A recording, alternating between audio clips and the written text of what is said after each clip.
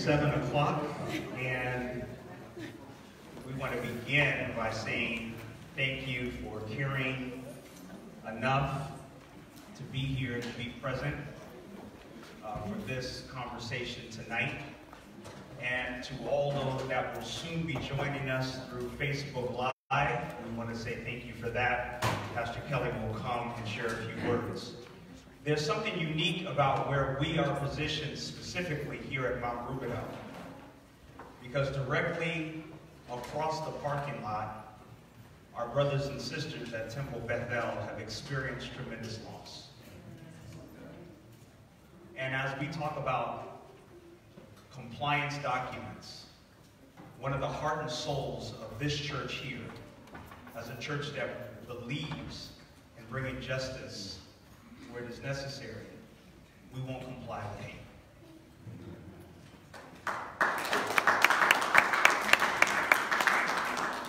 So as we launch off in today's conversation, we thought it would be important to just take a moment and to talk about the 2 black Americans that were killed at a croaker in Kentucky out of hate and anger, gunned down, leaving behind families. We recognize as we came to gather here on Sabbath that there was an alert that we needed to be on, because someone in their hate decided to take the lives of 11 people that had gathered in their church to worship. The lives of Melvin Wax, Urban Younger, Dr. Jerry Rabinowitz, David Rosenthal, and Cecil Rosenthal were brothers.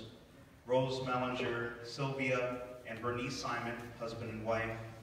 Daniel Stein, Joyce Feinberg, and Dr. Richard Godfrey, bringing about tears in their lives as well. But we also, at this church, believe also in justice, and so we call the names of the 14 unarmed African Americans that have lost their lives in police shootings.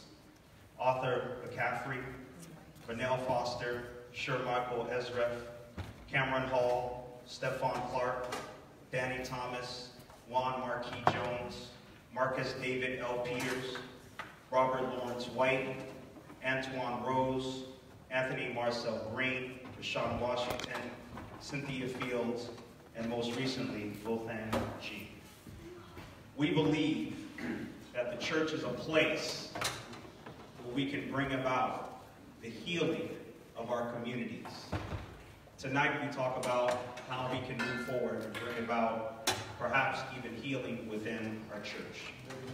So will you join me in prayer by standing and holding hands as we pray for those that have lost their lives and ask for God's continued presence here as we talk and as we share tonight.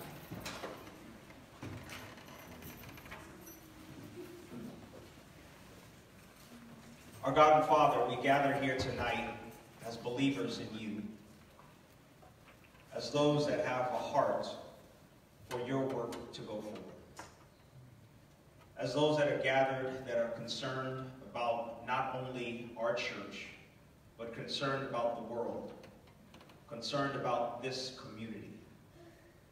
Our conference officers are here, and they're concerned about this territory that they serve. And God, we ask that you would grant wisdom, that you would give guidance, that you would give strength, and that you would give clarity as we share tonight.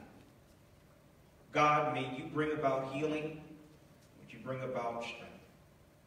And we uplift our fellow Jewish brothers and sisters that are experiencing loss, that are experiencing pain. For we know right here at Mount Rubidel that it could happen anywhere. And so, God, we want to thank you for the safety that you bring. We stand in solidarity with those that have lost their lives as well. We uplift this community, this church, and this gathering. May all that happens here be a sweet, sweet sound in your ear. In the name of Christ I pray. Amen. Amen.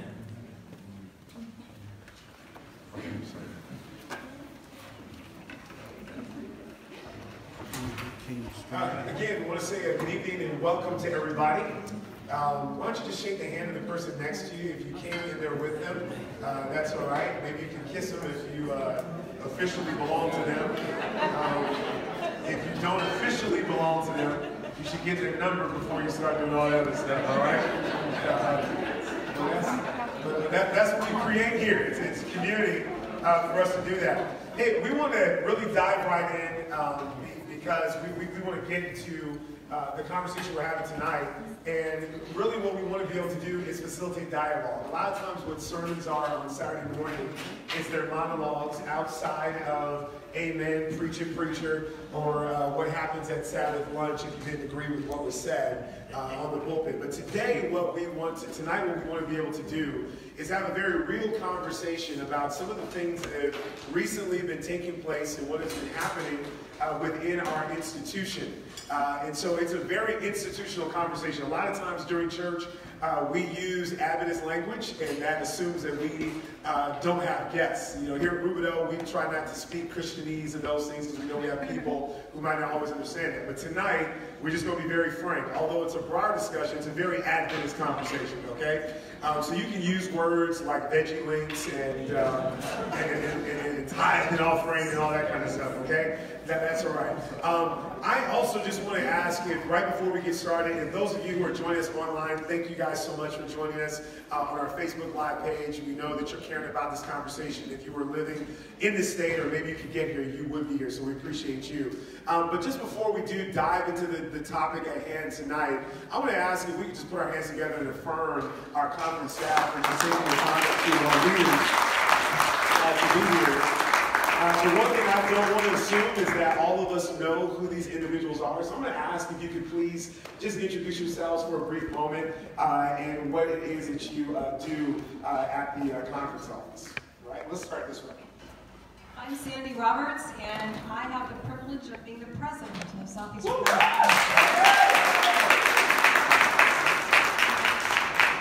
5 more years now. Yeah, that's right, that's right. I'm Robert Edwards. I have the privilege of working with the president and serve as vice president of Black Ministry. Hello, my name is Jonathan Park, and I serve as the executive secretary for our conference. So everybody, this is a group that we're really going to be talking with tonight. It's a free-flowing conversation that we're going to be having. As questions come, we'll have a mic that's passed around. We just ask that your hand, go up with that. Here's the reason why we're here, everybody. So we can just go ahead and dive right in.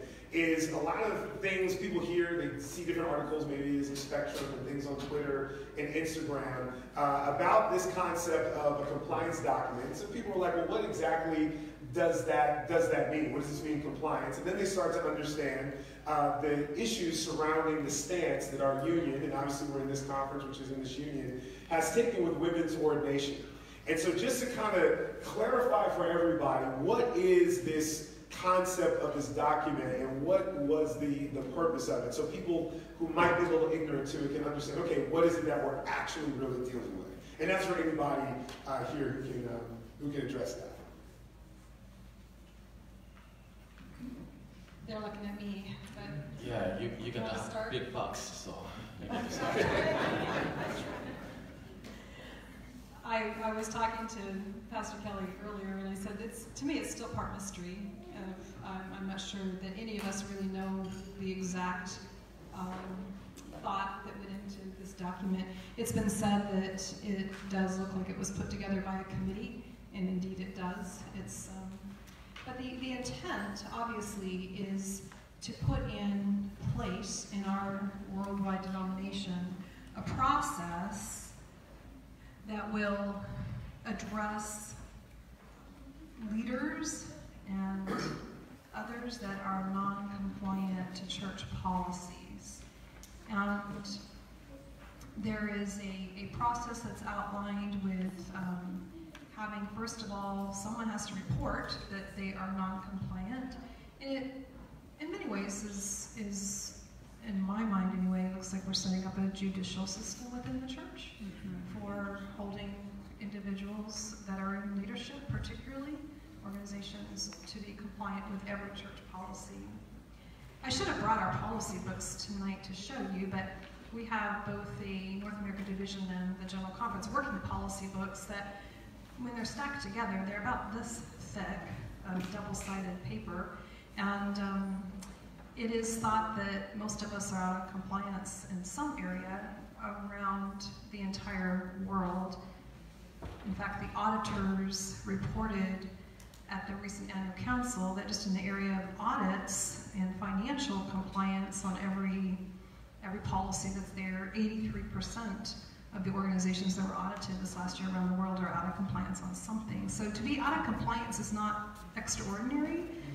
Most of us are out of compliance on many things when it comes to policy. So does it seem like this document was more than, if we're out of compliance with a lot of things, is the concept where people are getting that this is particularly aimed at being out of compliance in one area of women's ordination? Well, it addresses 5 areas that they have committees already established to work on addressing those non-compliant areas. It does appear that this was driven by our union, Columbia Union, being out of compliance in the area of ordination according to them. No, just jump in. Well, if I were to give you a practical illustration of what this is from the Bible, I'd have to look at instances like Haman and Mordecai. I have to look at Daniel, where you saw rules that were made, but the ultimate reason it was made was to get at one person. So, though they made the rule about the Jews, it was to get at Mordecai. Though they made the rule for the king about you are worthy of honor, it was to get at Daniel. So ultimately, we believe, though they added the other 4, that it was to get at the one. And she's sitting right next to me. So with that being said, like what I hear from different members or from different people, they're like, okay, compliance, and we've clearly taken a stand that has said, well, we're going to continue to move forward in what we feel, spiritually led to do, biblically led to do, that we're not in compliance with Scripture.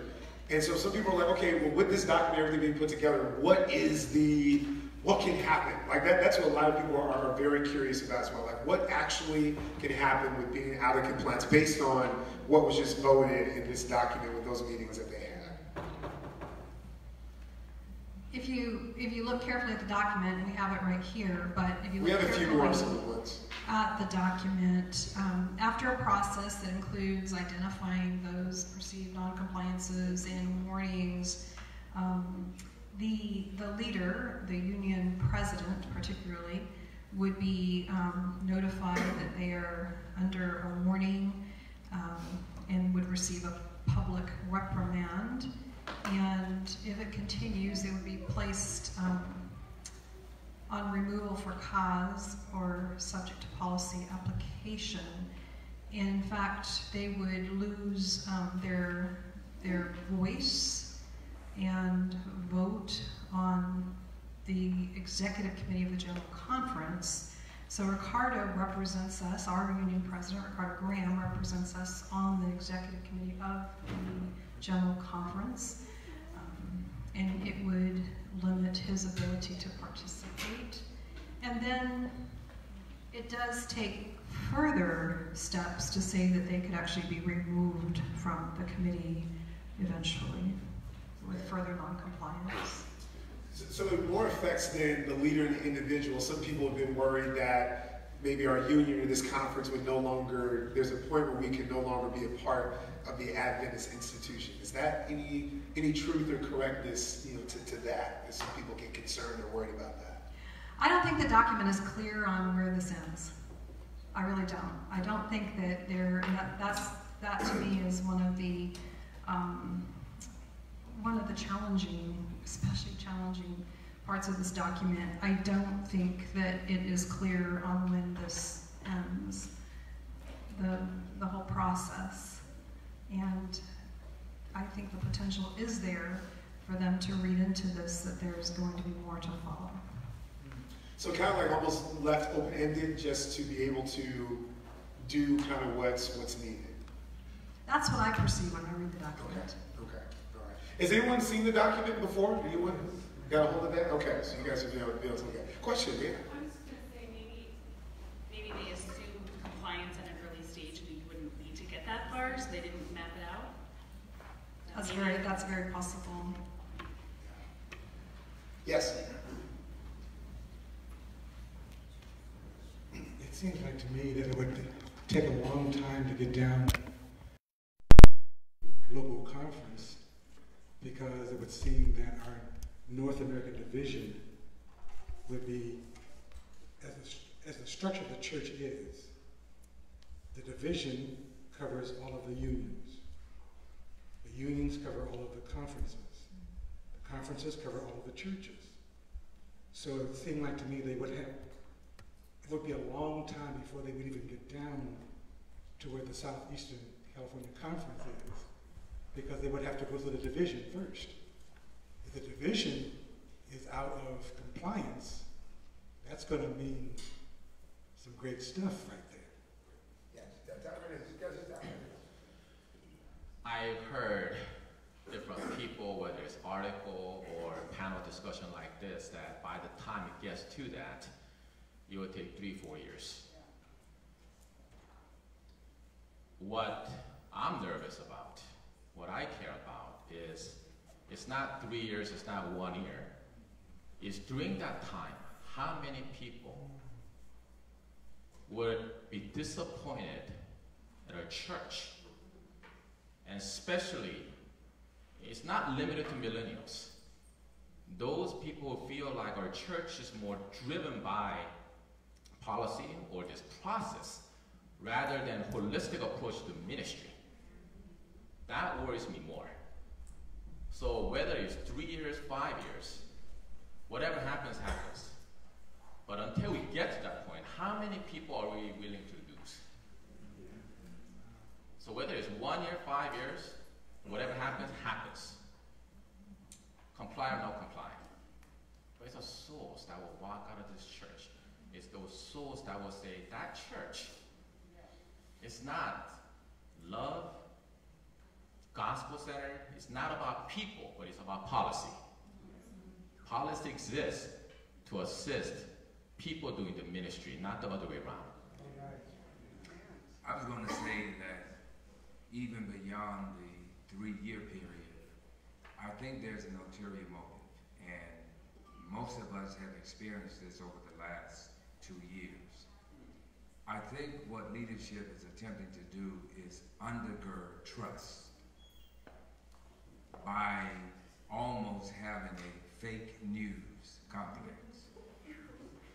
and constantly saying you're out of compliance, hoping that a sympathy will rise in those who believe that.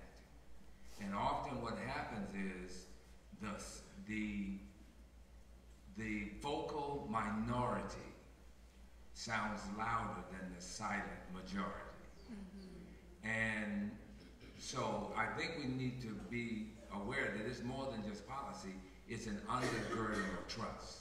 Because if someone keeps saying you're out of compliance, they are almost suggesting you're out of compliance with God. Not just with them. They are suggesting they are representing Him. You've heard the statement, the GC in session is God's highest authority on earth. And I look at that now that I'm older, and I say, so does the Holy Spirit take a time out? How can any organization have a period where it is the highest voice on earth, unless it's papal? So I'm saying I think it's undergirding trust. And when trust is undergirded, then people leave because they don't believe in the system anymore. Let me piggyback on what you just said. On my way here, I heard a panel discussion, something similar to what we're doing at Andrews University campus with Elder Dan Jackson and who's the president of Andrews University and also chair of seminary. And I believe it was chair of seminary who said, in 1877, that's when the GC agreed that the highest authority is General Conference. And we are to follow that, unless there are two conditions. One is when it is against biblical truth. Two, when it violates conscience. So when you read a document, you need to read it as a whole, not segment at a time. We tend to quote Ellen G. White only when it serves me, or I do, I should say. So same thing with document is under that understanding that GC is to play a certain role. So I just wanted to piggyback on that. Just before you just answer that, I wanted to ask this question. You're saying matter of conscience, and I think that's a great point. Some people might ask the question, like, why are we taking the stance, that we are? I've heard some arguments with individuals say, well, Pastor, because they know where I stand on it clearly, because I'm very open with that, from the pulpit, because I don't think it's only spiritual issue. I think it's an equality issue within our church. With that being said, though, some people come to me and say, well, Pastor, you had a policy at Mount Rubino, and there were a group of people that just said, you know what, we're not going to do it. Like, you wouldn't like that. So what is different about that? So from your perspective, that's why I love how you said with conscience, why is it that we've taken that very clear stance, and maybe even more of the rationale behind why, hey, this is why we are okay with the United Alliance?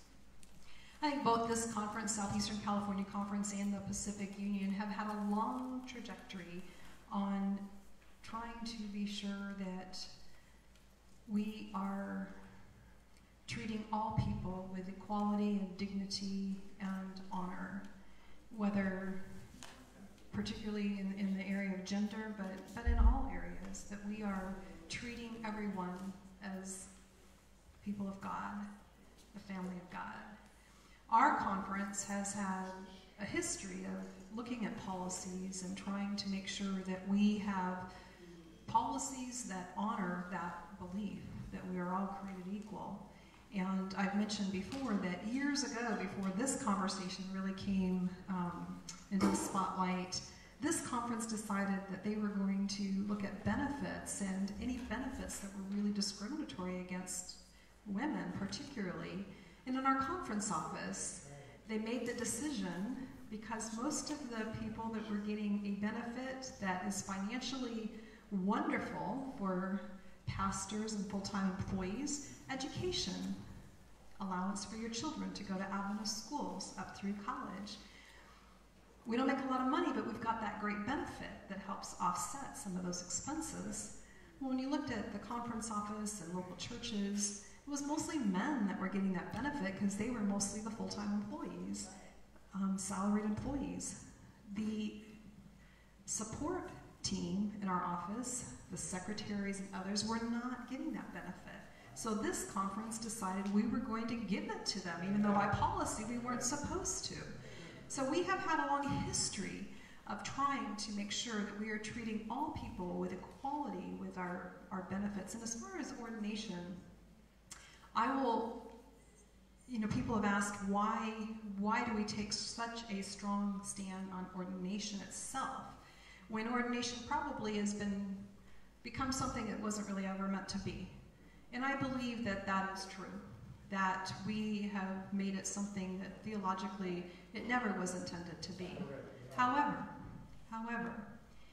at this point in time, it is in the Seventh-day Adventist denomination the equity for pastoral ministry.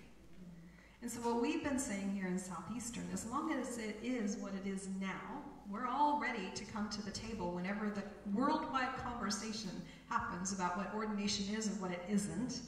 But as long as it is the equity for pastoral ministry, we will treat all pastors the same, because we don't want any pastor, male or female, to be disadvantaged here or anywhere they go in the world. So we are going to treat men and women equally in regards to ordination.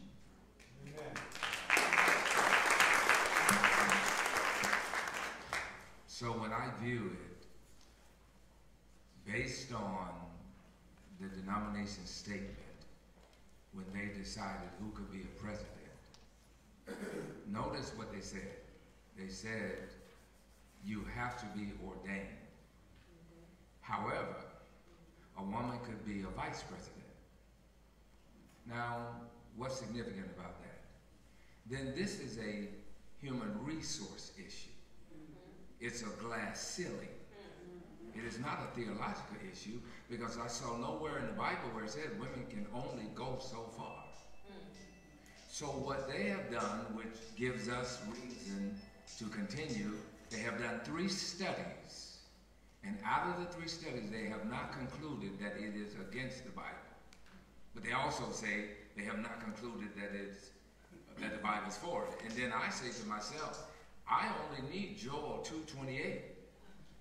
That I'm going to pour my spirit out on all flesh, your men and your women. It's like back when Peter turned around and woke up from his dream and he went to Cornelius.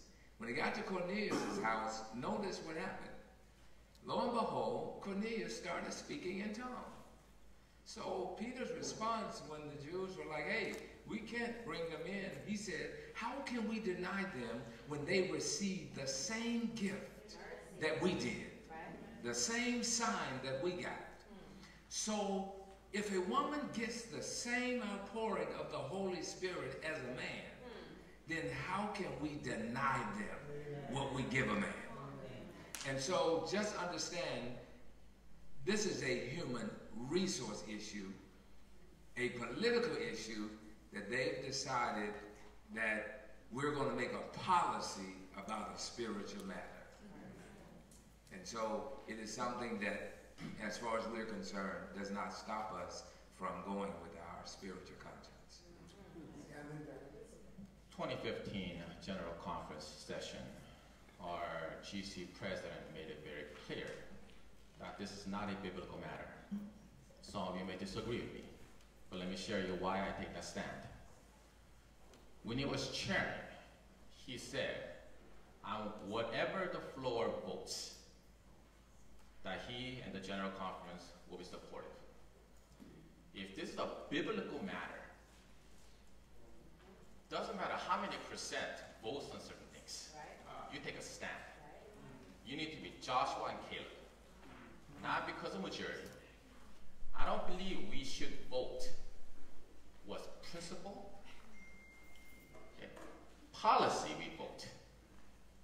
Truth, principle, you don't put a vote on it.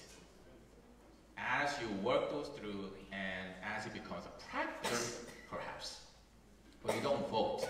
You do not place people, you don't create a situation where people vote on a conscious matter.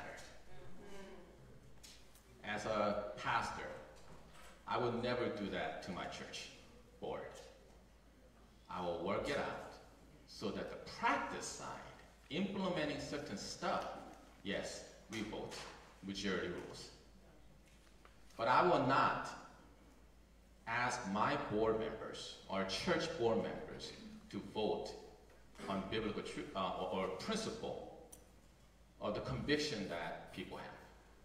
And I believe we are in this situation because the process to a degree has been flawed. And we forced people to vote on a principle. And that's why conscious started coming up, that word. Gotcha. I've just been trying to understand the document, and when I look at this compliance, non-compliance, and I realize that part of the removal, or one of the earlier steps, is that you lose your vote and your voice on the executive committee. I'm trying to understand the motivation behind that. What does that really mean? What's the impact of losing your vote or your voice on the executive committee? The executive committee makes a lot of decisions regarding future policies, future direction of our church, and it is where the body gathers its union presidents and division presidents and officers from around the world that gather together along with some lay members.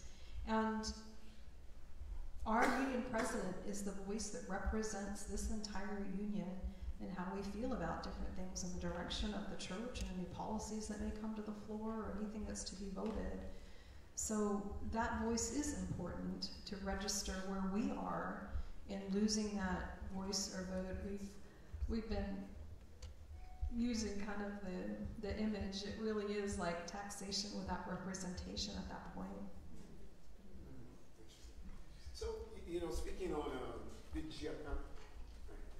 speaking to that idea losing the vote, and not being able to, have that voice at, executive committee. Sandy, tell us a little bit about what your experience has been, because you're voted president, by this union. You are my boss. You are the president is voted. Everything's on record. All that's great.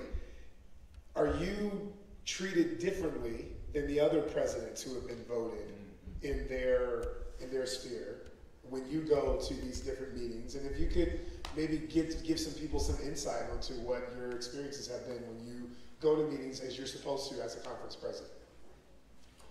As a local conference president, I enjoy complete privilege when we go to year-end meetings with North America Division or to the Pacific Union. Tomorrow morning early, I'll be catching a flight back to Maryland, where I'll be participating for the next 9 days in our year-end North America Division meetings. As a conference president, I have full ability to speak and to vote and to represent this conference. And at the General Conference meetings, which is called Annual Council or Spring Council, there's a kind of unique practice that wherever the host division is of the worldwide gathering twice a year, and it's not always in North America, but most of the time it is, wherever the host division is, the conference presidents from that division are invited to come to the meeting, and they can go to the microphone and they can speak, but they can't vote. And so when it's here in North America, it was just in Battle Creek a couple of weeks ago, I went along with most of the conference presidents in North America, showed up. My colleagues were able to go to the microphone and speak, but none could vote, the conference presidents. I have never been allowed, since I became president 5 years ago, when I attend those meetings or any meetings at the General Conference level, I have not been given a badge to enter the meetings, and I have been snuck in to every meeting by the security guards primarily, but I have not been given the badge. And now there's times the floor is open for anybody to come and sit, anybody to participate. But when they are in a session where they are particularly voting on things like this compliance document, every time these topics have come up, they do send everybody out of the room, and then to re-enter the room, you have to swipe your badge to get into the room. Of course, I don't have a badge, so all my colleagues get to go in, and they can speak to the topic, but I cannot. But I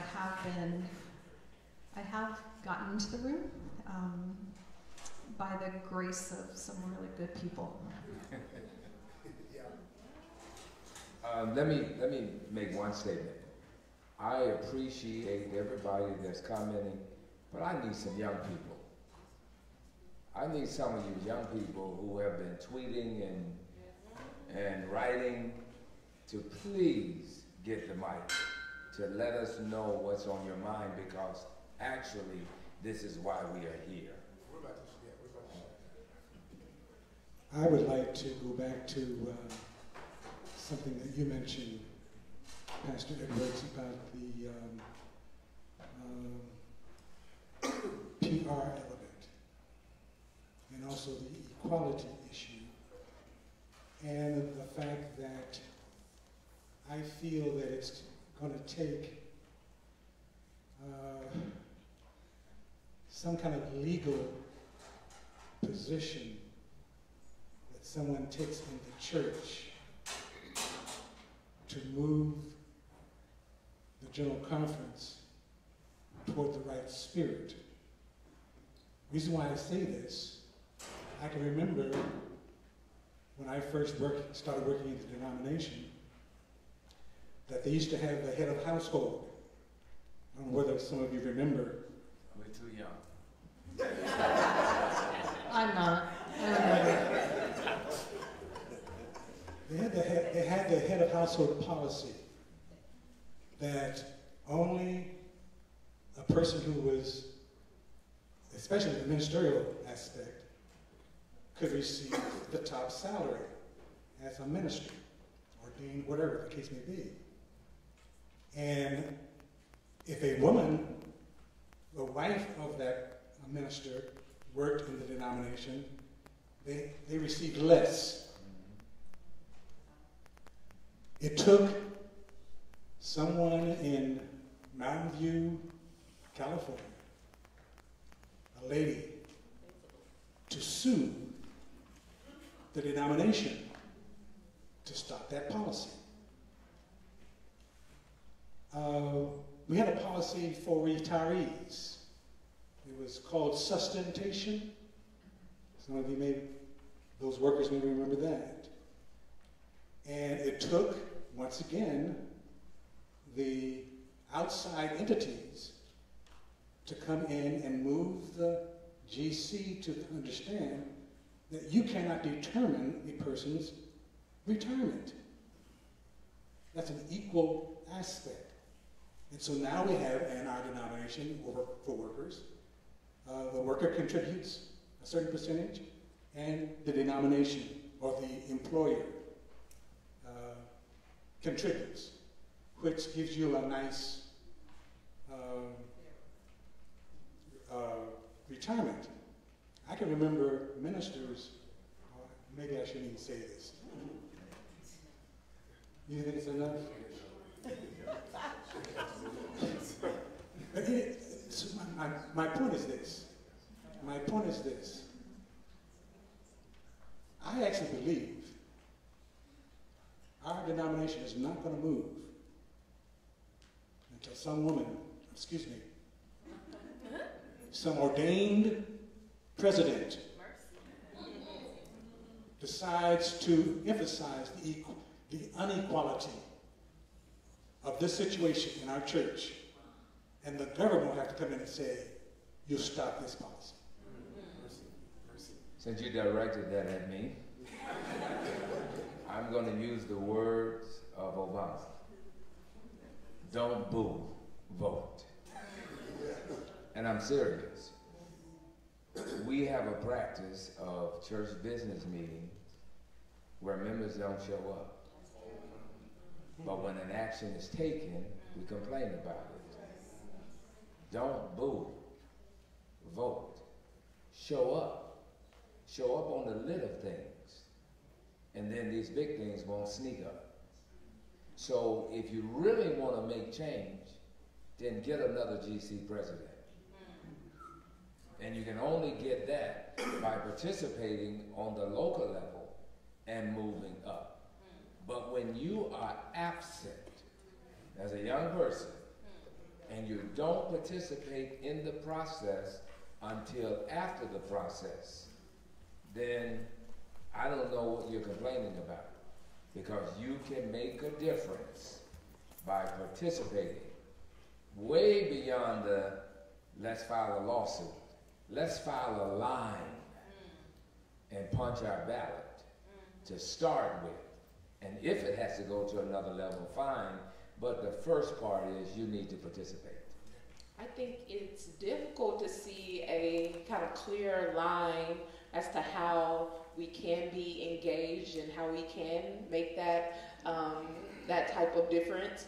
Also, I have to say, just even as somebody who, first of all, works for the denomination, I've been discouraged for some years now, and trying to really find an exit strategy, like, okay, I'm gonna go get a nursing degree and get out of here, because it can be discouraging sometimes, all these different issues and things that we're seeing happening around us and going on, and people voting and things happening within in the church. But I also just have to say, as a woman in ministry, and I'm pretty sure that you, Dr. Sandy, probably hear this so often, and I hope you never get tired of hearing it, but as I'm just hearing you talk about your experience, that really, I don't know, kind of just struck a chord with me, and I'm just really grateful and appreciative of just you being a trailblazer for us and really just taking those hits, and that is so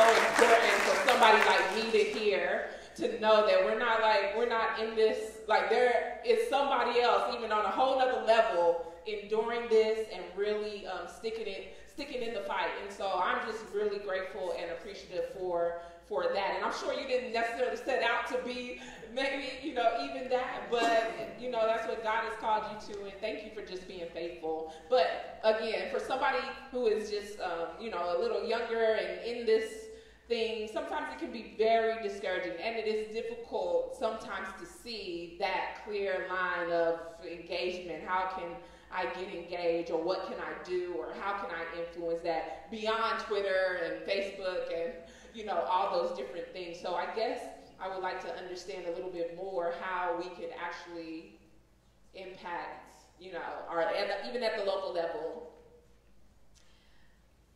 As far as changes in administration on up the system, I'm not sure that on a local level there can be a tremendous amount of influence with that. Again, that's why it's so important for us to have our union president have voice and vote at committees. But I want to say this, Pastor Davis, in his response to what you mentioned to me. One of the things that I found so much courage from, and even here at Annual Council 2 weeks ago, being in Battle Creek and in the hallways and in the parking lots. Now, they didn't talk to me on the floor. They didn't come, they didn't go to the microphone. But I had people from all over the world, union presidents, people from divisions, all over the world come to me and say, Pastor Roberts, you give us hope. Southeastern California Conference, the Pacific Union gives us hope. Don't quit doing what you're doing.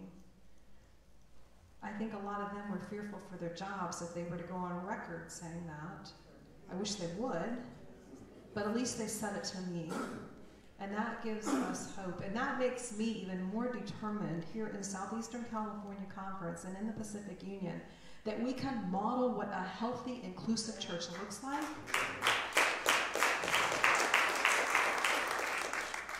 And make it so attractive that that hope will be contagious around the world, around the globe. So we need to stick together, of all ages in this conference. We have incredible diversity in this conference, but we need to make this so beautiful, the body of Christ, the community working together for the sake of the ministry and mission that we have, empowering our young people, empowering each other to do work in contextual ministry. Make that so beautiful and so healthy that it's irresistible. Wow. I definitely, love it and appreciate that. I want to, okay, you have the mic, so we got a couple more questions. So I want to, yes. I should probably invite you to read, I'm going to summarize what I wrote on Spectrum. Why do General Conference and World Church leaders support hierarchy? I come from South America, and I have my wife from Central America, Mexico. I'm very connected with several leaders around this side of the world church. Do you know that 90% of our world church membership is outside of North America and Europe? Well, the majority of these countries live under hierarchies, political corruption, top-down family structures. So just think for a minute. I lived there. I grew up in that environment. Whether I like it or not, I really don't. That's why I got out of there. Yet, this is who the church is right now. Okay? I wrote this article to both groups. I wrote this article to us to understand why our church president feels so empowered to do what he's doing. Because the majority of world leaders think that way, and they don't see anything wrong. It's actually, they look at us like, what are you talking about? They don't see it any other way. I live there. I know there. Every time I go and talk to my people over there, I've got to change my switch. So now, the question is, here, we're preaching to the choir. No offense. Okay? I am with you. I know how we feel. What are we going to do about it? I wrote this too because I have to expose within that culture. Pastor, you mentioned about this is a human resource problem. Indeed it is. In these countries, labor abuse is a normal way of living. Okay? Women are totally taken advantage of. Every wife of a pastor is given a job description. No pay. You don't do the work because you're the wife of a pastor. Pastor is fired. And I can go on in several things. Sexual harassments of minors by theology professors, and on and on and on. And I have worked one-on-one with several of my friends in trying to fix this thing. So I'm not speaking out of, the room. And all of them, I have given them my article. And that's on, what's the article so we can look at that? Spectrum. All right. So I have explained several of my own personal things so nobody can say, no, you're just listening or hearing things. This is personal experience from each one of them. I have several friends. One of the vice presidents at the General Conference is my classmate from Montemorelos, and so on and so forth. So I have spoken to each one of this. So I just think for a minute that we need to do one thing. And I spoke this one time, I remember I saw this in California Conference at I'm asking you, because we got a couple of people, sure, just about 30 more seconds. We need to re-evangelize the world. We brought to the world this mentality, I must say, from the 1915 theology, etc. So we need to probably do a lot more than just, I would say, talk about it, but as the person said, put the example and bring healthy churches. Yeah. May we know your name? Excellent. And we're right next to. What's his name? What's his name? Hugo Chinche. So look at that article on Spectrum. My name is William Johnson. I was editor of Adventist Review for 24 years. Now retired at Loma Linda and enjoying California very much. I've been around this church a long while. I was 60 years in the Adventist ministry and not out yet. Okay, still writing and speaking out. Why am I writing and speaking out? It comes down, ladies and gentlemen, to one word: justice.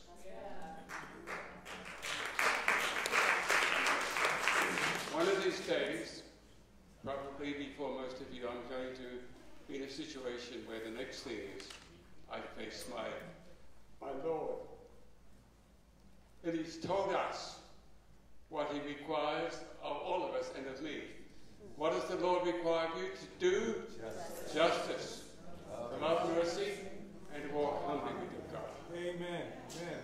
My church which I love is in a situation of official discrimination against women clergy. I cannot be proud of this. It is wrong. It is against the principles of Scripture. This recent action is, I don't want to be too harsh, but I think it is diabolical. It is totally opposed to the history of this church, Amen. to the writings of Ellen White, okay, to the Protestant Reformation, and to Jesus Himself. I happen to be friends, because we were colleagues, with Elder Charles Bradford, Dr. Calvin Rock, Dr. Paulson. He was my boss. In my role, I served under the General Conference President. I reported to the President of the General Conference, Neil Wilson, Robert Falkenberg, and then Jan Paulson. I can tell you, these men are deeply disturbed by this action. One of them described it as, his word, madness. madness. It is so wrong. I think this is the result of this. It will not gain anything to stop women's ordination because it is right. And you cannot hold back the dawn, my dear friends. There's no going back. Now, one last thing. I can tell you a lot of things. I've been around. You might say I was almost there when Noah was building the ark, but not quite. Now, this will amaze you. 1881. The General Conference in session voted that women properly qualified might be ordained to the gospel ministry. I'm not making it up. It's in the Review and Herald and in the Signs of the Times. For 137 years, we've been going round and round, wasting all this money, wasting all the time, while the world is dying out there. What does the Lord think of us? This is nonsense. It is crazy. And now, to bring in this terrible action, to punish the unions that seek to remove the discrimination. You know, what has this church come to? Someone said, what can we do? I hear that question a lot. What can we do? I want to say something here which I'm sorry to have to say it, but I learned this especially from Dr. Rock and reading his wonderful book on protest and progress. There is one language that the brethren understand. You know what it is? It is money. They do not understand theology because the theology is against them. They do not understand ethics because the ethics are against them. But they understand money. So, someone said, what can we do? I'll leave it at that.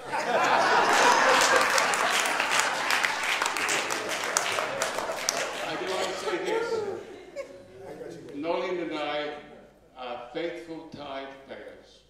We are. And we'll continue. I love this church. I'm not going to walk away from it. Because the Lord is still in this church, despite the nonsense. We've been through some tough times in the past. We go back. But I have a real problem in sending a cent to the General Conference while they're acting like this.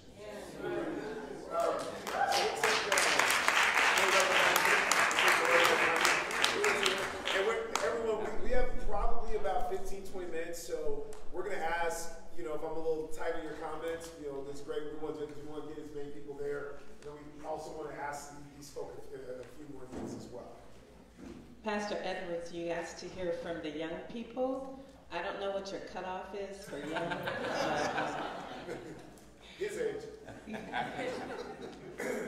I work with the youth here at the church. My daughter's a part of the youth here. My daughter went to La Sierra Academy K through 12, just graduated this last year. We have a lot of conversations with them, and I also eavesdrop a lot when they're talking. And they're discouraged and disillusioned, and they're leaving. From one extreme where they're saying they don't believe in God anymore, to the other extreme where they're saying, well, I'm still a Christian, but I'm not Seventh-day Adventist anymore, because they don't like what's going on, and they are looking to us for leadership. So I think a lot of people are leaving, as was stated, not just the young people, but the young people are leaving in droves. They cannot get with what's happening in the church. They are looking to us to do something. And my pastor here, I agree with you. There is something that we can do. And I will say it directly. Withhold your money. Withhold your tithe.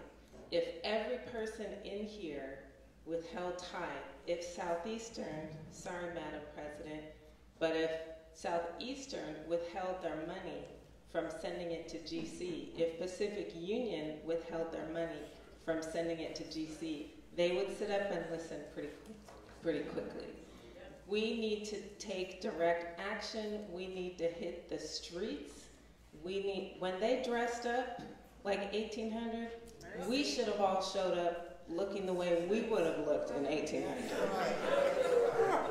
And said, we're not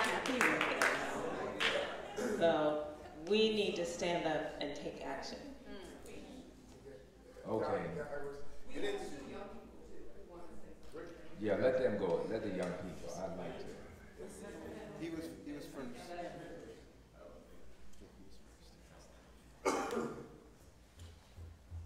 Well, my question came a long time ago and it was kind of already answered, but I do have another one for President Roberts. It's when you described how you are literally being held from doing your job efficiently. I'm just still curious as to how that happens. Like, they are actively keeping you from doing the job that you were elected to do and infringing on your ability to make a living. How is that okay? And like, by what measure is that okay? What measure is that allowed to fly?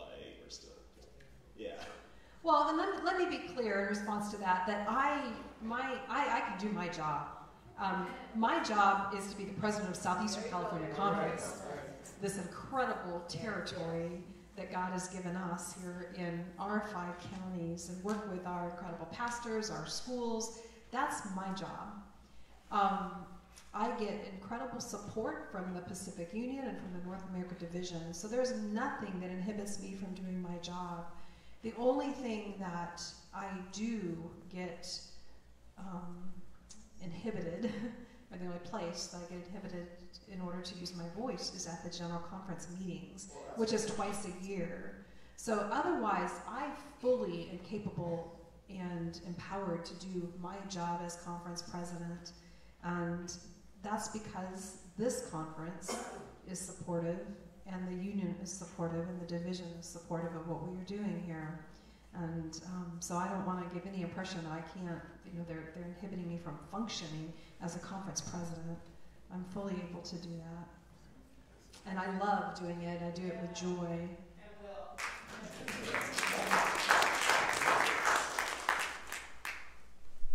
And I do get equal pay, too.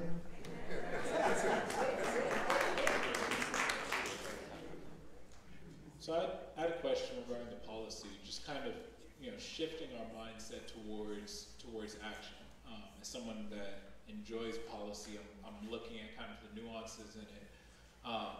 So the step-by-step is warning to public reprimand to discipline, disciplinary action requiring 2/3 of the voting body. I'm looking at the secret ballot that was taken to ratify this portion of the policy.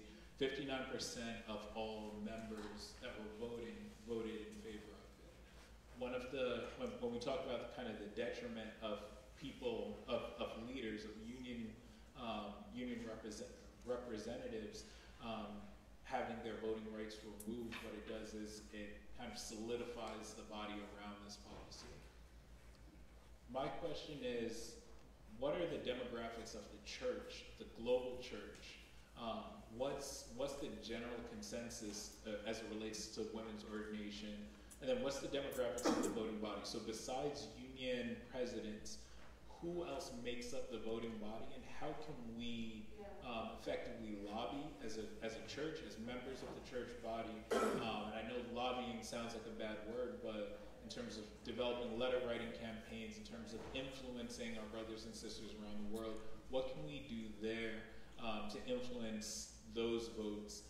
What can we do there also to identify the ways that people are voting on policies like this? I think there's 2 different groups of people out there when we talk about the demographics in the world church and where they stand on this particular topic. One is that there are those that stand in solidarity with us as a conference and are, in fact, like the Columbia Union, also ordaining women. There are a lot of countries in Europe and other, the South Pacific area that are very supportive of treating women with equality. Not all of them have chosen to start ordaining. Some of them have decided they're not going to ordain anybody. But I shared with you why we're not doing that, is because we believe that ordination still is equity for pastoral ministry. I think there's a whole nother group of people that are, we don't know how many really are in this number. People who, while they might personally never take the stand to ordain in their territory, they're okay with allowing us to do it in our territory because they believe it is contextual to our mission.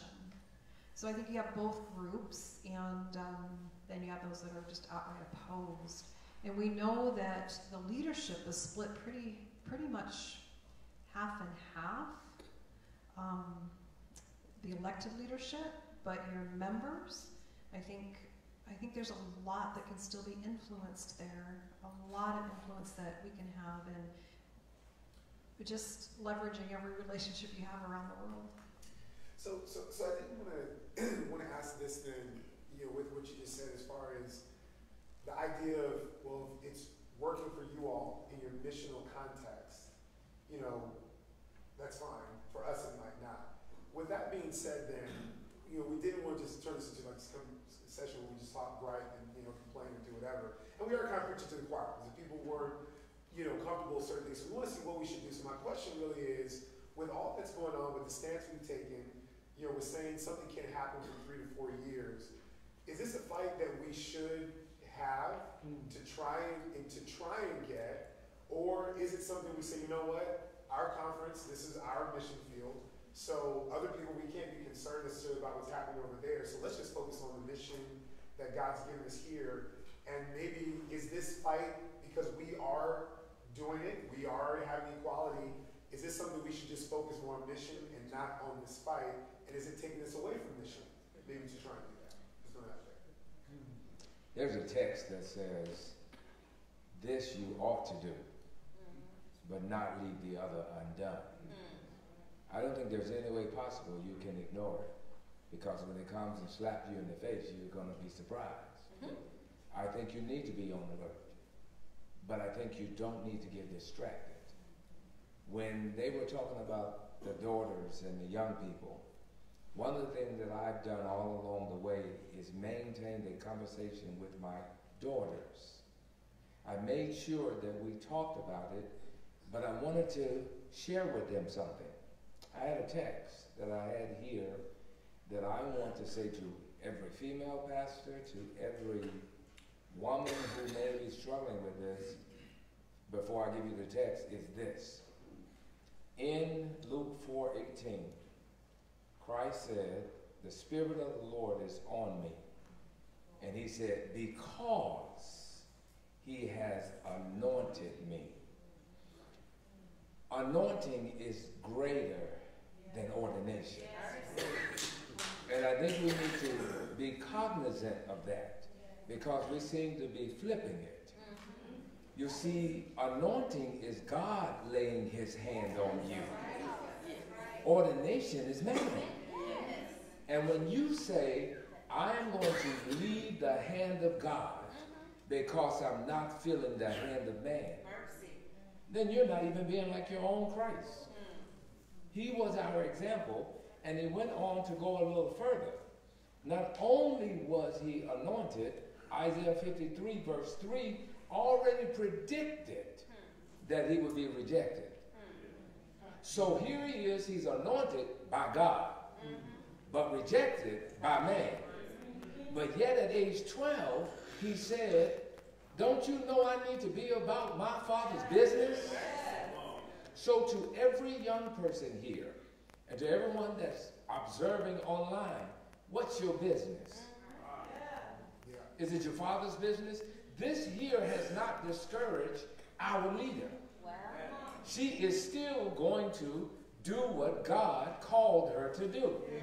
Whether the union, the GC, or anybody recognizes it, guess what? She recognizes that God laid his hand on her life. She's anointed.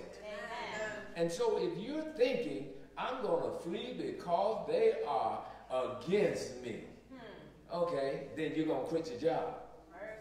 Because they're against you. You take a whole lot of stuff on your job because you want that check. But watch this. God called you to preach the gospel. Amen. Don't get caught up in the garbage. You have been anointed, and anointing comes with appointing. He doesn't just anoint you so you can look anointed. He says, I was appointed to preach, to go to the people in jail, to the homeless. And I'm going to say this. I have a sister who is a Delta. She pledged. And I remember one time she was struggling spiritually, and she was debating on whether or not she was going to remain. And I said these words to her. Have you ever thought of quitting Delta? And the answer is no. You know why? Because they swore to community. They swore to service, to an earthly organization. But yet in a divine one, we think we have the privilege of saying, I quit. When you made a pledge to the Lord, it is until you breathe your last breath. Amen.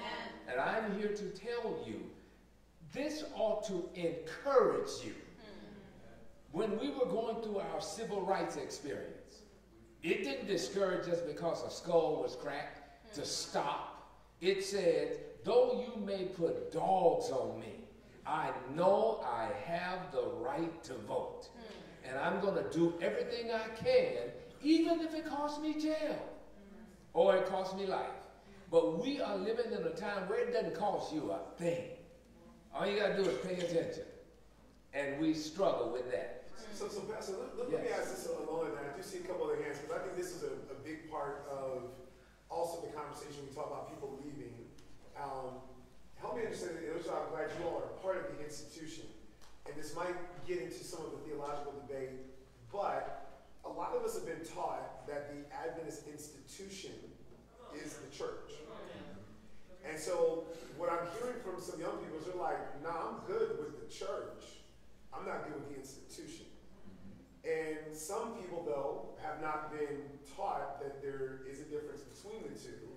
And so the ones who haven't been taught that, when they get disillusioned with the institution, they're also getting disillusioned with God and the church. So my question to you all, as people who work for the institution, where do we see that difference? And the reason is because it's been steeped in our theology that Adventist is that remedy. So when you start hearing that it's that, it can't be anybody else. If it's the institution, it's all that. So that's where this very interesting line comes. And you'll hear people say, as she said, I'm a Christian, but I'm not an Adventist because of the institution, but not so much maybe the church. So help me understand that, maybe even from an institutional perspective, the difference between the two. Okay, let's look at Israel. Israel was God's people, but yet an institution. Here's what happens.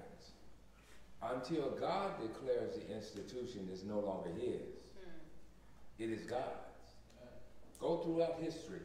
Now, I also have to forewarn you, God will reject an institution. But never have you seen it where, just as individuals, I say, I quit. Luther didn't quit. Luther tried to reform.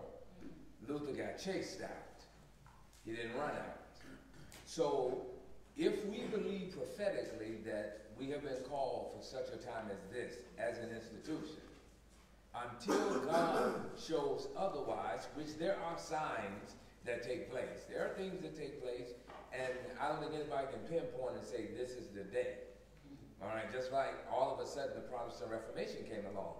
In other words, the church before the Protestant Reformation existed in the state.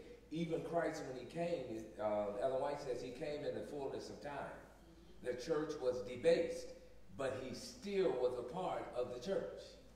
He then added to the church the Gentiles. Lo and behold, now you have the Jews and the Gentiles. They were together. Notice he hadn't rejected the Jewish people as a people yet. Down the line, once you get to the Protestant Reformation and everything happens, he now raises up another people.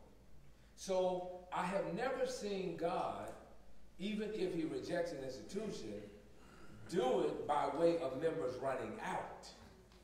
He's always done it by way of members protesting and standing up for principle and what's right.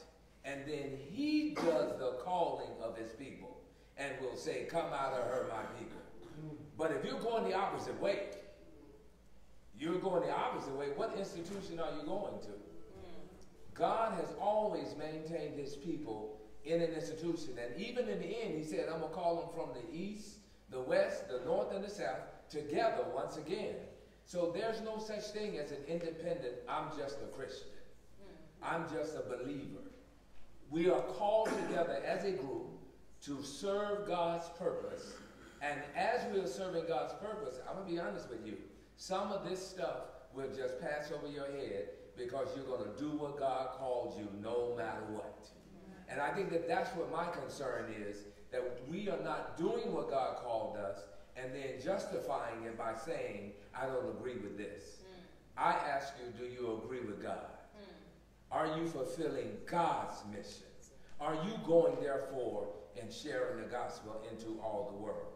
If you are doing all of those things, then I believe that you will hear a clear enough voice from God that if he told you, get your tail out of here, that you will know it's the voice of God.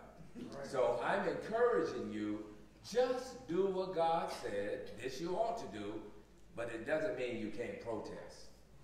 And so I believe that it is still one. An institution and the church are the same because God does work through our institutions. I think we had a couple more hands up the mic, and we want to follow up on this other question. And guys, we're going to make it rapid because we got about 15 more minutes we want to do because our president has to be in Maryland, right? Of an early morning flight back to the mothership. Yeah. Where she can vote. Yeah, where she can vote. Yeah, so let's get these as rapid fire as we can. Good evening. My name is Naisley, and I am a Christian. I'm a Seventh-day Adventist. I'm a pastor. I'm a chaplain. I was called by God, anointed by God, ordained by God, rejected by the church, and rejected by the institution. My last name is Guerrier. Guerrier means warrior. So what a warrior does is if we see a problem, we're like, okay, how are we going to take care of this? So I don't know about anybody else, but when I look at the way things have had to change, civil rights movement, nobody sat around in the church. People got out there, hit the streets. The bus, protests, the Poor People's March, the March on Washington. There were many marches and many protests. They didn't support certain institutions. And so after 3 years of not supporting certain things, people started to hurt because they weren't getting the black money. They had to start thinking about it. And so I am looking at what can be done. I looked at the Black Lives Matter movement, and it made a difference. The civil rights, it made a difference. What can we do? The Million Men March, how do we gather and garner our resources and our people to march down to the mothership and then to stand before the mothership and to let the mothership know we are not happy. This is not going to continue to happen. And it's not just women's ordination. It is so much more than that. It is so much more than that. How and what? How do we collaboratively bring everybody together, form a powerhouse group, and march down and show that we are standing right here and we're demanding something else? Because asking doesn't work. Slaves didn't ask their slave masters, can I please go? It didn't work like that. You get some thoughts, like that? That kind of protest? I do think that we need to creatively think about actionable things that can be done. We do know that so far things that have been tried haven't particularly changed the result. When you look at the vote 2 weeks ago, it's pretty much the same percentage as were against the vote in 2015 at General Conference. So I think there's probably multiple approaches that can be done. One of the things I mentioned earlier was I do think we have a lot of influence in North America. We have a lot of influence in this conference territory. You have connections all over the world. We need to, again, leverage those connections in really dialoguing and talking and continuing to try to build a coalition that goes beyond just the global north. But we need to build those relationships. We have them. We need to leverage them. And there's probably a lot of actionable things that we can do. I want to just mention really quickly on the finances. I do believe that in the next few days, and all of the officers are going to year-end meetings of the North America Division, so our treasurer, our secretary, the 3 vice presidents, all 6 of us are traveling this week back to North America Division. I do believe that one of the things that will come to the floor and will be discussed is finding parity with our tithing for the North America Division in comparison to the rest of the divisions. I do believe that that will be discussed. Everybody I've talked to, even back at annual council, seems to be that's a burden. We right now pay just under 7% of tithe on to the General Conference, whereas every other division in the world pays 2%. And we are moving towards 6%. Used to be 10% years ago, because we were the mother of so much that happened in ministry and mission all over the globe. But as they have become more self-sufficient, we do believe that time is there. So I think that's probably one of the first steps in financial parity that could happen. I know the idea was mentioned withholding tithe. So much of the tithe that stays here in the conference, which is the majority of the tithe, goes to help pay our pastors. So withholding tithe just in general hurts all of us. It hurts the local conference. It hurts ultimately the local churches, because the conference doesn't have resources to pay the pastors. And it really does hurt the sisterhood of churches if we do it that way. And but I think, again, my hope is we will have a better idea of actionable steps after this next week, and see if we can get at least down to that 2%. I think that will free up money that we can then send back to local churches, and that's where it needs to go, is back to local churches when we get that reduced. Hopefully it won't take too long to do that, but I do believe that's where we're headed. It's just, when that happens, just remember, I'll move it up when you... we appreciate your faithfulness, absolutely. No, just a couple quick questions online from some viewers online. Regarding the women that have already been ordained, will they or their conferences be labeled as being non-compliant on past ordinations or just on future?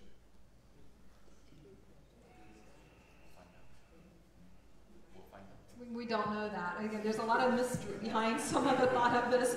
We are going to continue doing it, and as far as we're concerned, we're going to continue to be ordained and considered ordained. We are that. I have no clue. I have no clue where this is all headed, and I think that is part of the concern. And this is so not our church. This is not our church. In this particular document.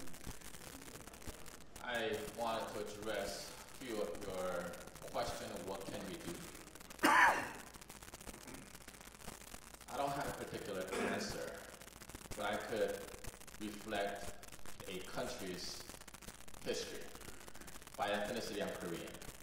I've always wondered why Korean became Christian nation in Japan, China, Northern Asia. None of them are Christian nation. Are we the most gullible people that just accept whatever West brings? I always wondered. And then somebody shared, when Japan overtook Korea, and then they started demanding that emperor becomes a godlike person to bow down. Churches, pastors, they said, we don't bow down other than our God. But it was more than just a theological issue. What these pastors and these Christians did was they stood up for the rights, the freedom of Koreans. This is not about Japanese Korean. I'm giving you a concept here. When Christians stood up for the rights of people, from freedom, the rest of the Koreans realized church is making difference. They died, they went to jail, but they did not stand up so that the church could be larger. It's about standing up for what is right and what is freedom. Unfortunately, today, Korea, Christianity is becoming, it's like Europe, it's like North America, it's going downhill. Why? Because church turned away. And it's about the church. It's about maintenance. It's about building larger buildings. It's about this and that, not social justice. And so I'm wondering are we making the same mistake? Now, I cannot force this to another country.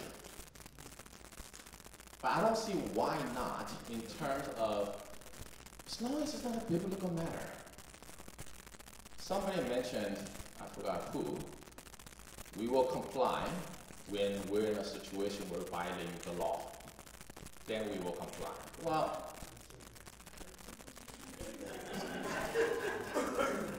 if General Conference is allowing China to have women pastors, because the government is enforcing that,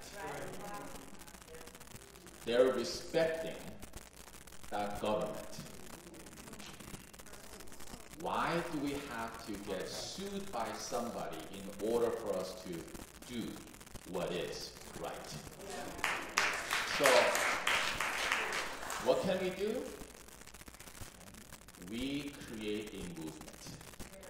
Now, I have a mixed feeling when you all talk about money and tithe.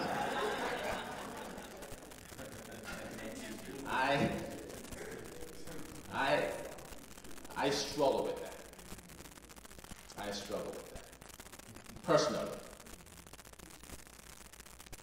In time, as time goes, we'll see where we get. But I personally don't encourage you to withhold tithe.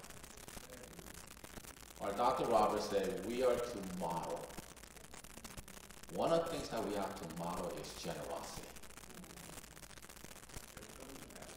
Now, it's not tit for tat. You punch me once, I get to punch you once. There's a truth to that. Money talks. We all know that. But I don't know if we're there yet. That's my tension within me. But I believe our role is to create a movement where we have conversation, where we stand up for the weak. I don't know if you heard, if you read the book When Helping Hurts. It's a great book. When they try to define poverty, North Americans, we define it as what they don't have. But when they actually asked people who's in poverty, they said, when we are voiceless, when there's oppression and we can't do anything, we feel helpless. That's what makes me feel poor. So as a church, when we reach out to community, when we reach out to those who are weak, it's not about giving them stuff. It's about becoming their voice. And that's how we create movement. When we become voice of people, that's what it is. Just excellent. And Dr. Park, to pick up off the whole, it wouldn't make sense with Hold the Tithe in a conference that supports what we're trying to do. So we're supporting that. Let's make sure they hear what you said. You said it wouldn't make sense to withhold the tithe from a conference and you know what you're doing. So we're on the same team there. Very quick question again from online. Would Dr. Roberts be at risk to getting fired because of non-compliance? No. I suppose that there is a risk for any of us in this union that are in leadership of them trying. I don't think y'all are going to happen. I think we have time for about 2 more questions. That's it. We got to make those very quick, please, because we do want to get past it. Yeah. Okay, I'll yield my time if someone has a question. I really just have a comment. that I want to make. I agree with our treasurer's standpoint on not withholding on the tithe here. I think that we are called to model what progress in Christianity looks like. As we look around our world, we're seeing a death in the church of people willing to come to church. Our lady just talked about her daughters or her children who don't see church as a place that they want to attend. As a youth pastor, I see that myself as well. And one of the things that I see that is an enemy to the faith that we have is the idea of nostalgia, the nostalgic way of how things used to be, and traditionalism. Traditionalism in that it resists change. We're seeing that this is not a biblical issue. And on some greater levels, as Hugo pointed out, this is something that is a cultural, country style of an issue. But right here in America, we have the freedoms that we fought for to have. And in our churches, we're demonstrating sometimes an attitude that we're not willing to be uncomfortable for anyone else to join church. And I think that if we embrace the uncomfortableness of seeking the lost, we will grow not just our churches, but in our influence in the communities. There is an influence that we can have if we will allow ourselves to be uncomfortable for the sake of the gospel. We have a responsibility to our brothers and our sisters, but when we say those words, we kind of look at it a little lightly, like, oh, my responsibility is to kind of keep the church door open and to make them do what we do here in our church. Well, our responsibility is to feed them, and if they don't eat what we eat or what we serve, we have to find food for them.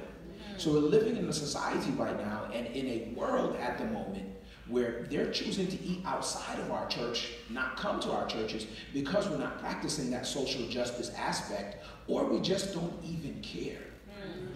So it falls on us. We're asking, what can we do? We can make our churches wonderfully uncomfortable. And I say wonderfully uncomfortable, and that is where every generation has a responsibility to make you feel comfortable while accepting the fact that I will not be comfortable so that you can enjoy worship here.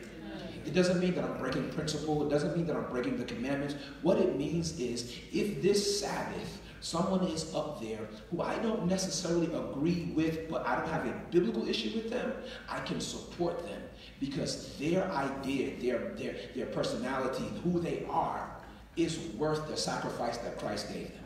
That's awesome. Hey, we got this. For the record, I'm not treasurer. Our treasurer is better looking than I am.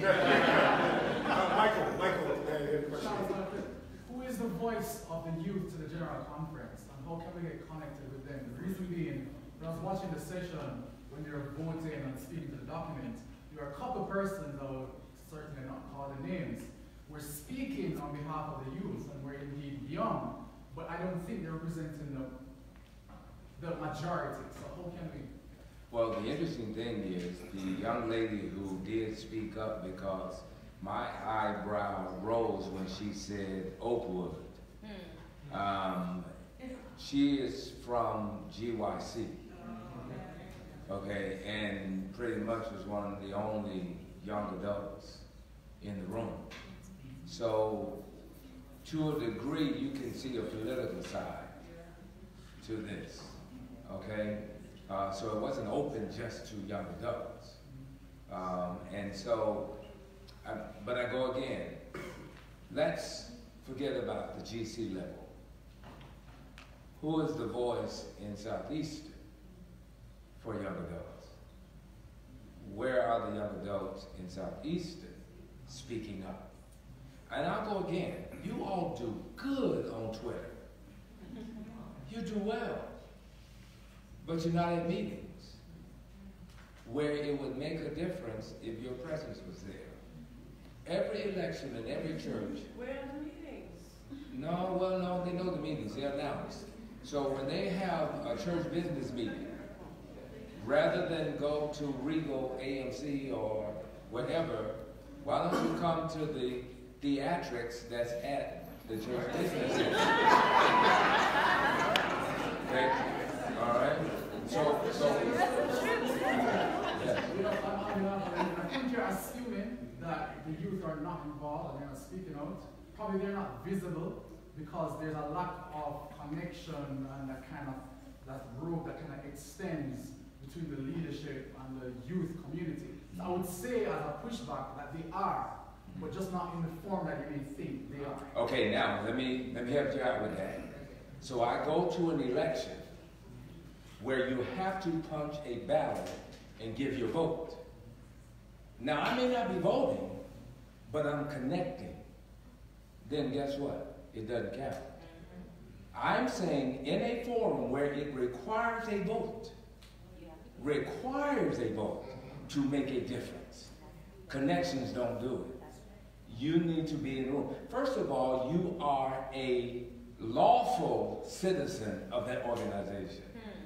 And if you show up, even though they may still want to re-elect that same elder that you know is not doing anything, you can vote it down.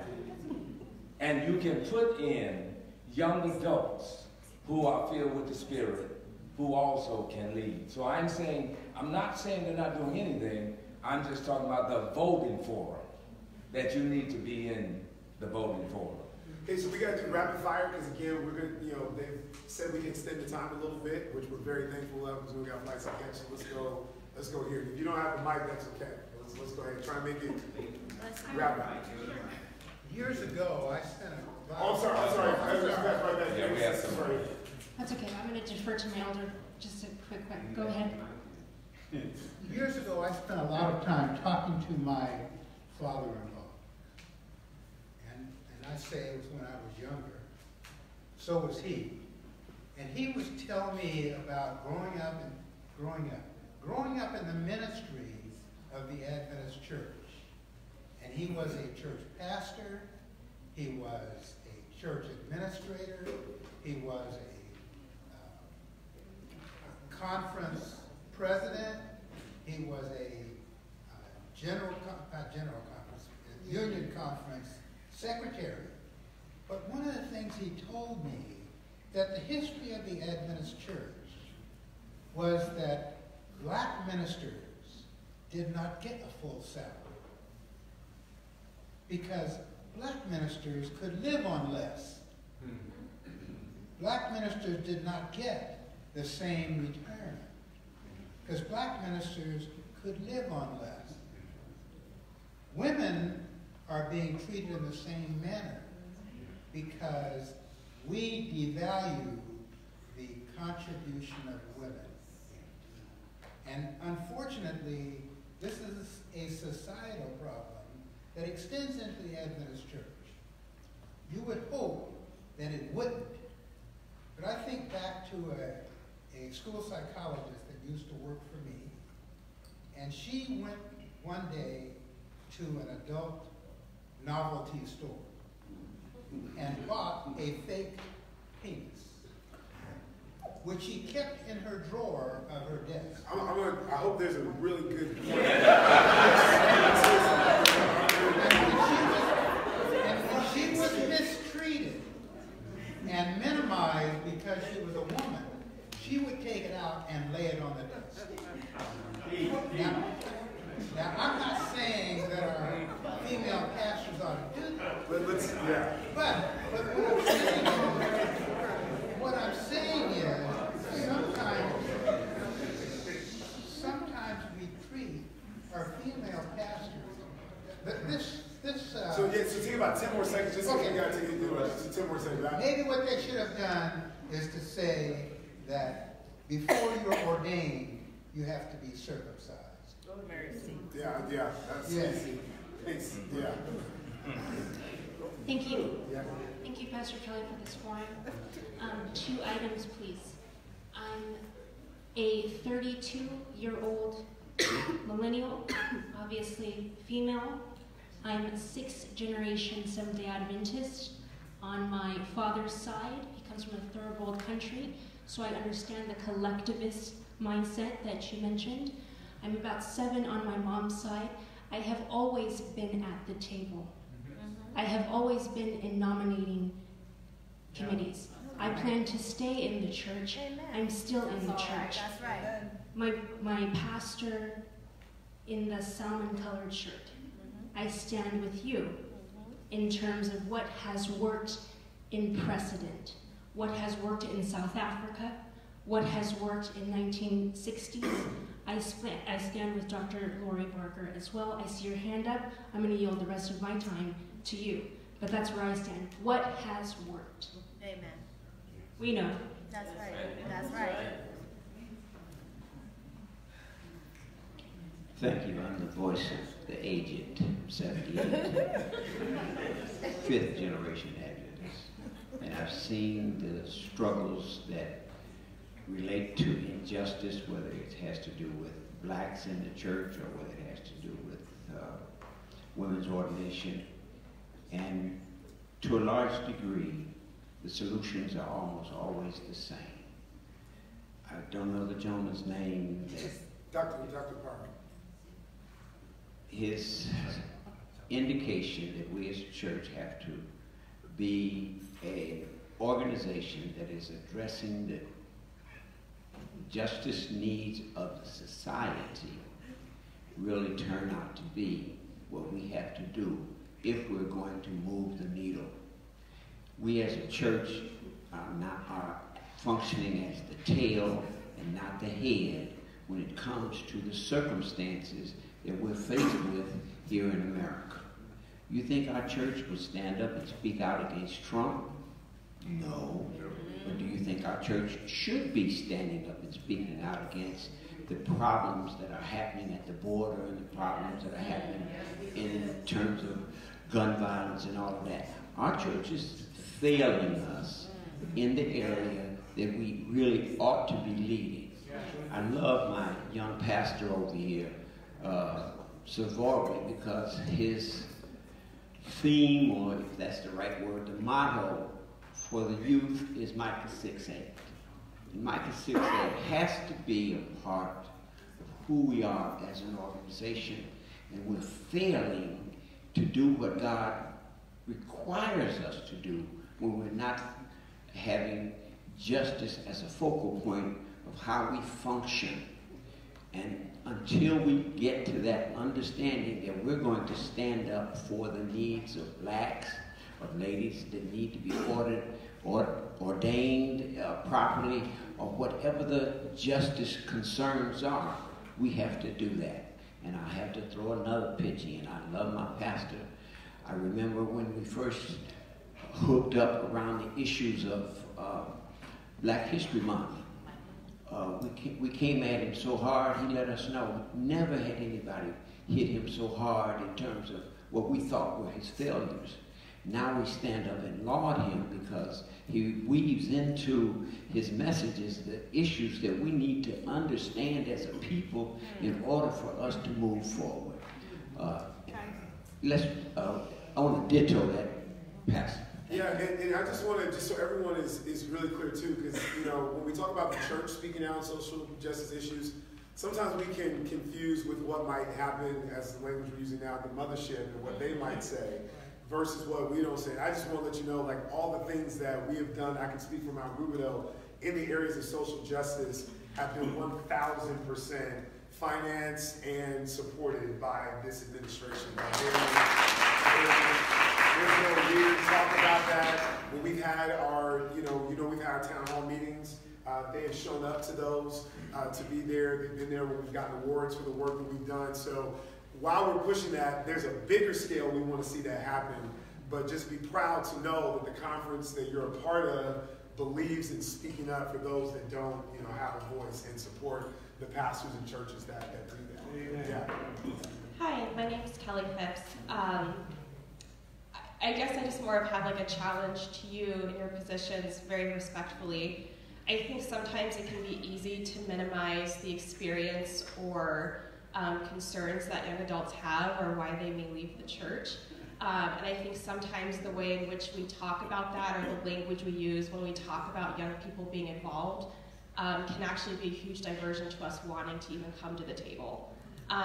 So I would just kind of caution you to be curious about that, because millennials are very passionate and very active in all aspects of the country. And to say that, like we're off at a movie theater, can be a little bit belittling to what we're actually doing with our lives. So then the challenge I have to you would be, and I apologize, I might be naive in this, Are there any formal ways in which young adults can connect with you? Is it possible to one day maybe have an event like this centered around the young adult voice where we could voice these opinions and have a real dialogue with you? Or is there a person in your conference office that we could have lunch with? Like, what are some tangible ways we can connect with you that go beyond a business meeting where we may have school or work? I'd take you to lunch any day. And absolutely, that is, our number one priority in our conference right now is to continue to engage young adults in empowering in ministry, in the church, in the local church. And we want to listen, and we want to talk, we want to dialogue across generations. That has to happen, I think, for us all to understand each other and to be able to empower each other as a church that's made up of multiple generations. But seriously, I love to do lunch. Yeah, and again, I love that the comment, because we sometimes do forget that, hey, we do want to get involved. And I want to let everyone again know, and this is just not me saying it, it's just real, which is why I'm here, and I've been here for 9 years, and I have not taken any of the calls I've gotten. This conference is committed to over $500,000 to the churches to do things for young adults, of which our church was a recipient, of which the room you sit in looks the way it does because of that type of commitment.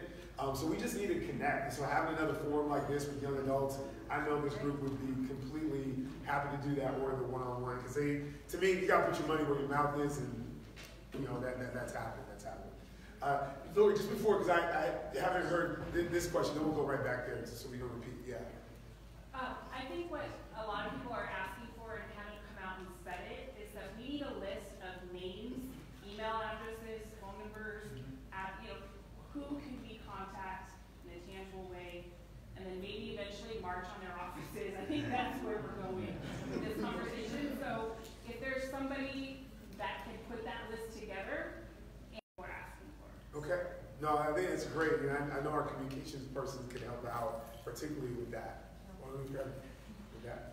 I just wanted to clarify, my pastors, I'm not saying you shouldn't get paid, but kind of, sort of, but that's what I said. Let me clarify. Southeastern Conference is one of the wealthiest conferences in the world. If we kept our money here, each and every one of you would still get paid, and maybe even get paid a little bit more. Now let's talk a little bit more about it. Tithing is biblical, but what the Bible says is you return a tenth to the Lord. You return a tenth to God's work. It does not specify where that 10% goes, except for it going to the Lord's work.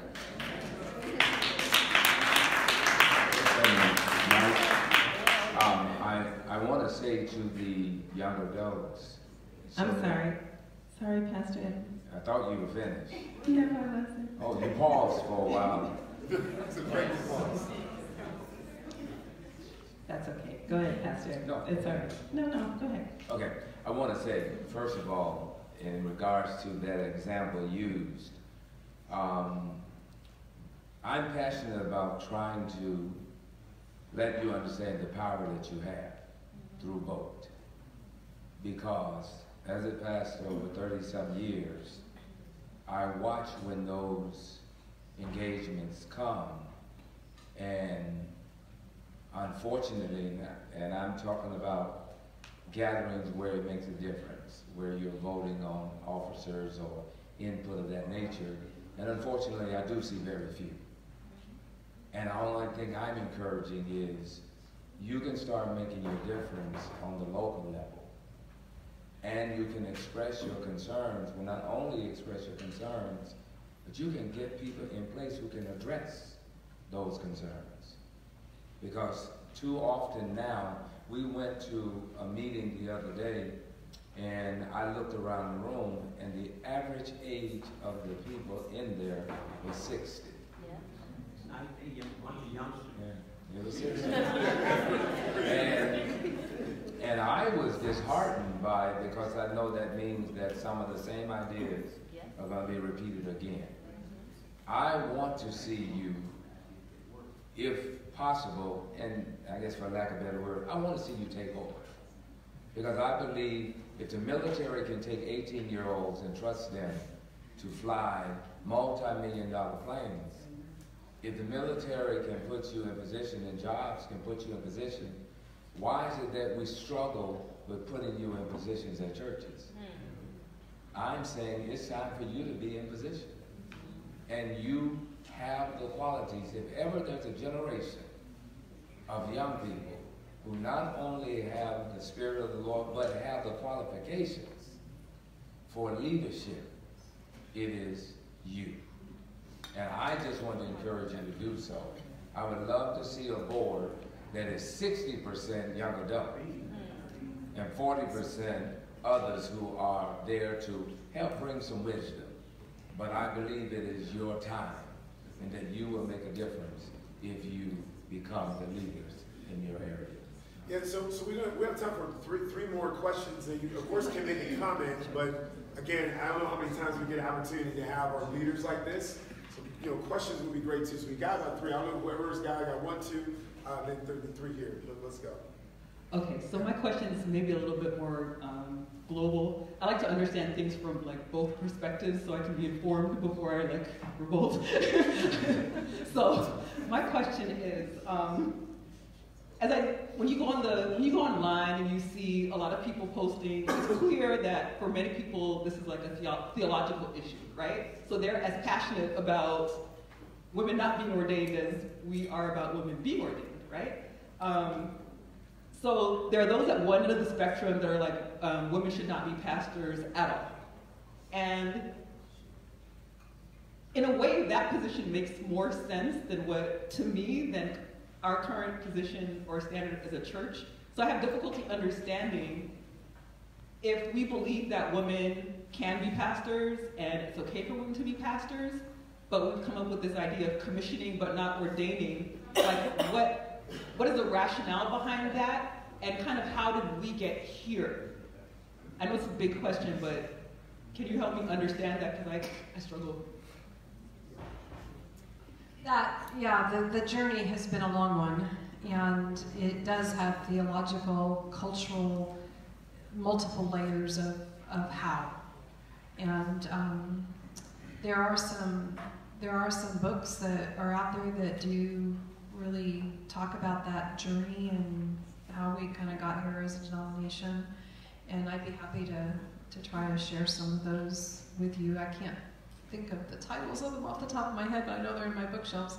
But it is complex, and it is, there's the headship theology, there is the cultural diversity of the world church that influences decisions. It's so many different layers of things that have led us to where we are now, both in the North American division and around the world. But there's been just these lights of hope along the way, and people that have gone ahead and done things and gone ahead and, again, affirmed where God's anointing, God's calling has been. And that makes all the difference in the world.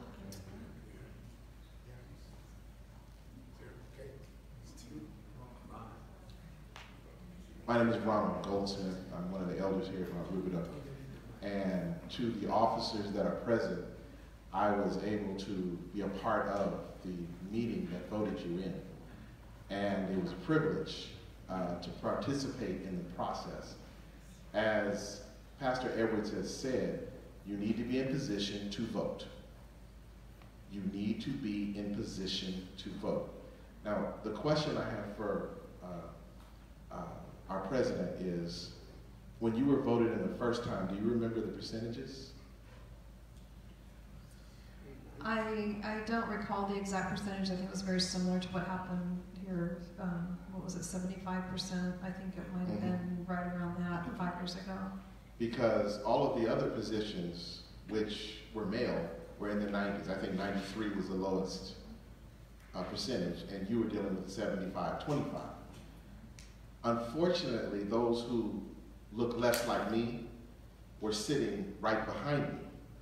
And I was listening to some of the conversations, and I could even take a quick glance back and look at the expressions on their faces while they were strategizing on how to, rather than say we're not for women's ordination, rather, we're not in compliance was the approach. One time when I look back, the gentleman looked back at me and he had the same look in his eyes that men have in lynching pictures. A lot of times we run to the Bible to look for answers, and it's right in front of you. This past week, 2 individuals in Kentucky just went shopping, and because they were black, they got killed. The Good Old Boys Club still exists. It is misogynistic. It is white supremacist. It is racist. I've had a conversation with one individual who claimed that he was a pastor. I said, well, you'll never make it because you don't believe in equity. You don't believe that I matter, and that can never make it into heaven. He said, how do you know? I said, try it, see if it works. So I want to thank you for your pioneering efforts. Oh, by the way, they also presented for those who weren't there, a report on our president's efforts in her first term. Are there term limits? No. Oh, good. Keep it going. Because her report was exemplary. And I do believe it was the pastor of University Church who said, if it wasn't, God is not part of mess. If it's not working, he's not in it. And she is doing an exemplary job in her position. And so I am for you. I am for social justice. I'd like to think I'd like to get home safely, which I'm not too sure about. And I'm also about the 3 Angels message, which really is about social justice also. That's right. Hey, Tim, close us out, please. Tim, close us out with your question.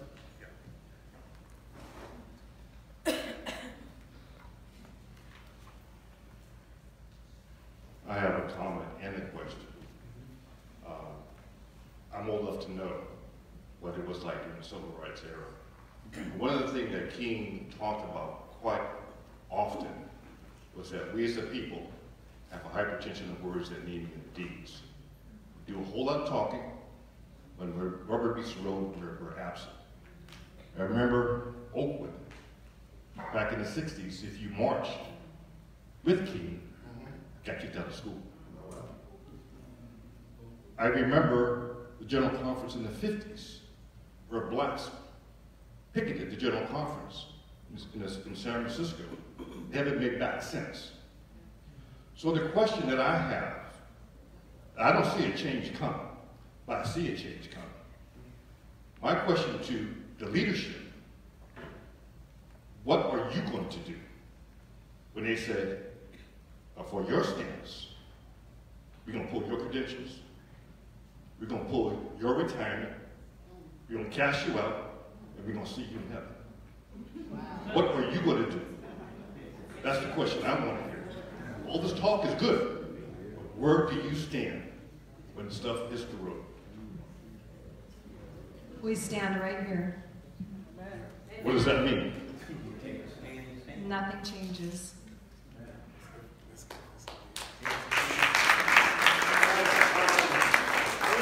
I want to personally, I think it's been good. I appreciate everyone coming out. Most importantly, I do appreciate you all coming out to share with us your thoughts,